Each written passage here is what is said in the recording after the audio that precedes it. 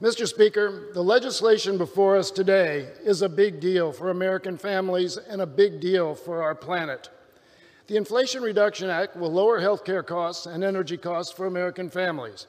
It will allow Medicare to negotiate lower prescription drug prices and cap drug costs for seniors, saving many Medicare beneficiaries hundreds, if not thousands of dollars each year. This legislation finally makes the biggest corporations start paying their fair share in taxes, and it ensures that rich tax cheats start paying what they owe. The Inflation Reduction Act is fiscally responsible, fully paid for, and has been strongly endorsed by top U.S. economists across the political spectrum. Not one American family making less than $400,000 a year will see their federal tax bill increased by this legislation, not by a penny. The Inflation Reduction Act is also the biggest investment the U.S. government has ever made to combat climate change. It leapfrogs us ahead of nearly every other country in terms of our commitment to tackling this crisis. Now, we've seen a lot of Republicans spreading misinformation about this legislation, and it's for one reason and one reason only: they're scared. They know the provisions of this bill are overwhelmingly popular, yet because they consider it a Democratic bill, every single one of them will be voting against it. This is a crystal clear example of Republicans putting party before country. Just look at the numbers. 77% of Americans support placing caps on prescription drug prices to lower health care costs.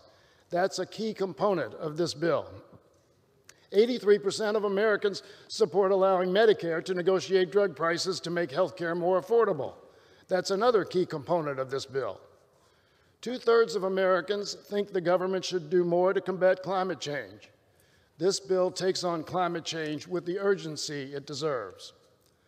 By opposing this bill, Republicans are making very clear where they stand: not with the American people, not with their priorities or needs, but with Big Pharma, with corporate lobbyists, with tax cheats.